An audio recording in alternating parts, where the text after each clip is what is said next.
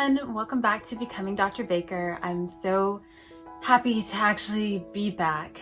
As you know, it has been 3 weeks, almost a month since I've produced a video, and today I just wanted to speak really candidly about what's been going on behind the scenes. I think that this semester just hit me differently. You know, last semester I feel like I was almost frolicking compared to what it's been like this semester, and it's just been, I think, difficult just adjusting to yet another semester, being in COVID, having to do things virtually online, living at home with my parents. It's just been a lot, and I want to talk to you all about some of those things and how I've been doing and making it through. So this is just a vlog. If you came here for tips, there may be some ingrained, but this is really just me speaking candidly to you all about how it's been navigating PhD life during a pandemic. So I think that the last video I produced was in early March, maybe that first week of March, I can't remember. But it was about, you know, on things that you should do once you've been accepted into a PhD program, a super fun video. At the time, I was also applying for fellowships, and I think I was maybe in the middle of midterms, and just a lot of stuff was going on. I was also still working, which I've then since quit.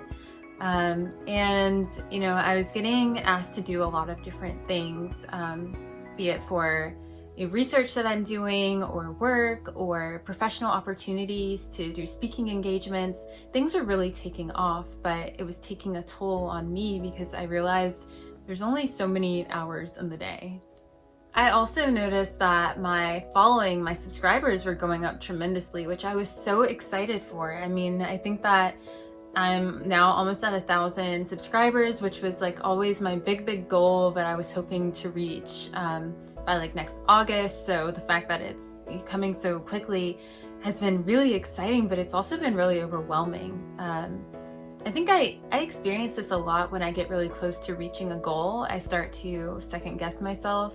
I start to get really nervous and really anxious, and that is what has kind of been happening to me. I think I read somewhere, or I guess it's well known now, that procrastination is another form of perfectionism, and I think that that's exactly where I'm at. It's been hard to convince myself to get in front of the camera, film a video, because I've been so nervous about what people are gonna say, or if I'm holding myself up to the standard that I set when I had more time to produce videos and to edit and to add little fun things in here and there.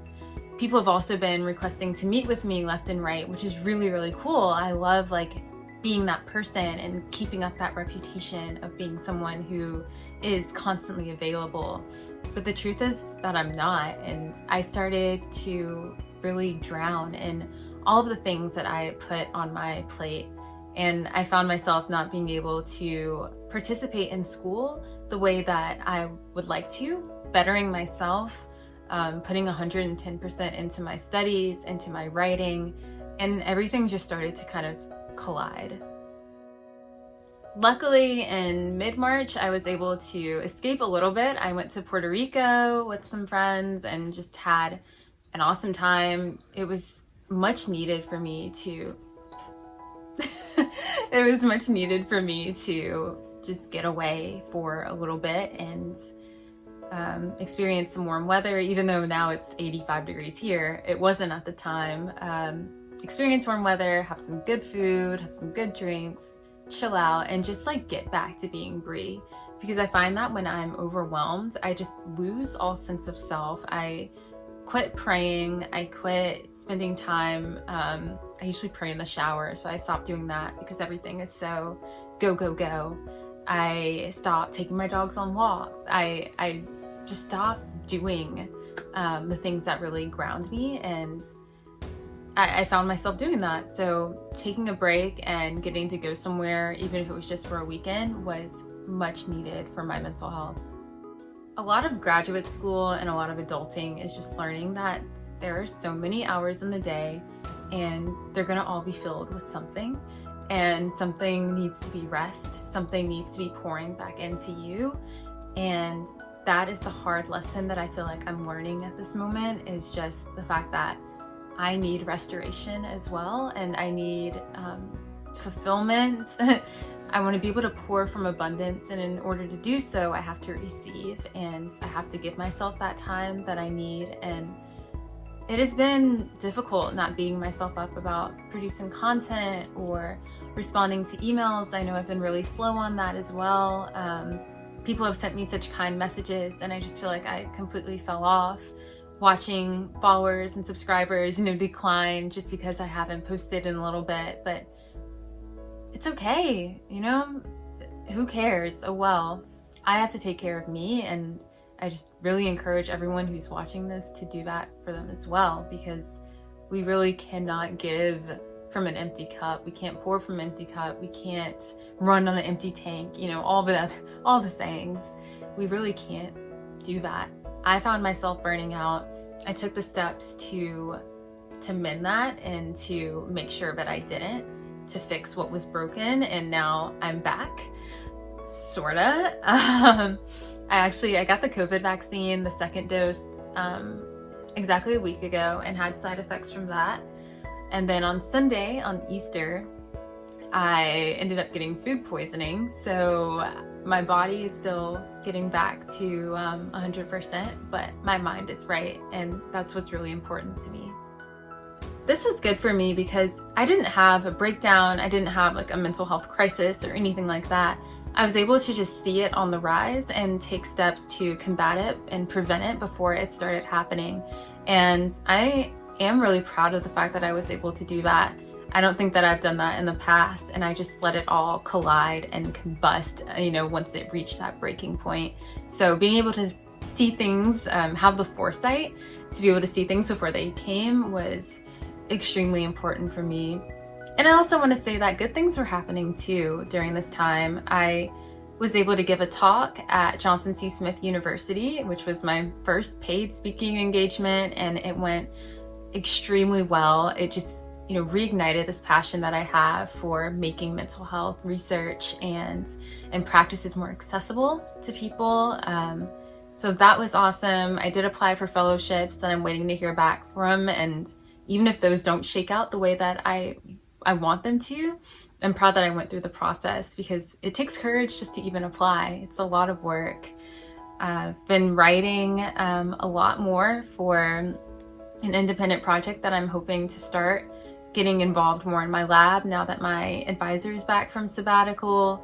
My dog, who had a cancerous tumor, is now cancer-free, and I've been taking care of her as well. So life has just been happening, and while I apologize that I haven't been able to give you all the content, I hope that this video makes up for it and that you all can understand. It's also my birthday tomorrow, so if anything, I hope that helps. I hope that makes you feel better. I really have been trying to keep myself grounded and bring in year 24 with happiness and joy and as much peace as I possibly can. The last thing is, I just want to reiterate that, yeah, graduate school is hard. It goes through a lot of highs and lows. I mean, graduate school, PhD life is just like a microcosm of like real life. So you have your highs and lows. Some weeks are better than some others, and some days are better than others, some hours are better than others.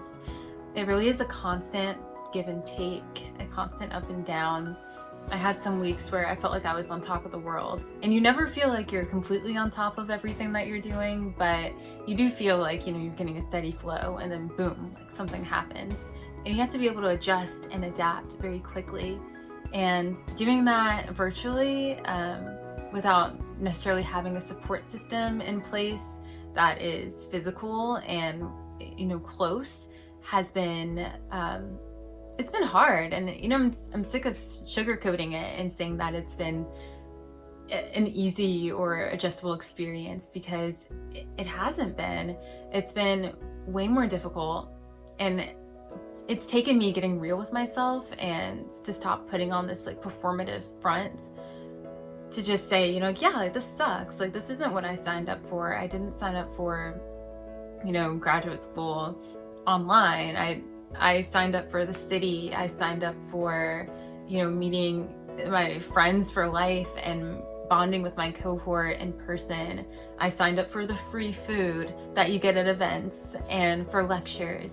I didn't sign up for Zoom. I didn't sign up for 7 a.m. meetings because I have to do group work with students who are located in different spaces and whose time differences are just different. I didn't sign up for that, and that's okay.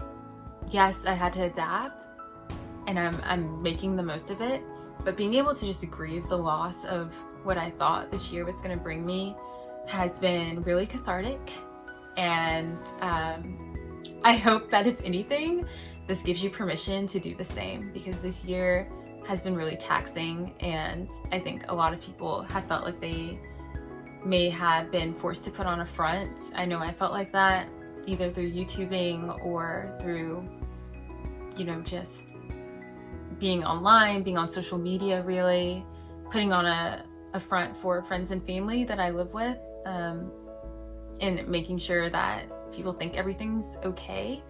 But sometimes I have my moments where I'm just like, this isn't what I wanted, and that's okay. But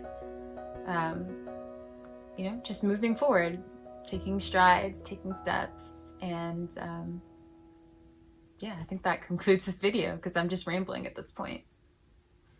But thank you all for tuning in to Becoming Dr. Baker. I'm excited to see you all next week. Maybe a little birthday vlog. I don't really know what I'm doing tomorrow too much, other than I have a new dress that I'm excited to wear. And I'll see you all next week. It feels so good to say that again. I can't believe it's been a month since I filmed, so yeah. Bye.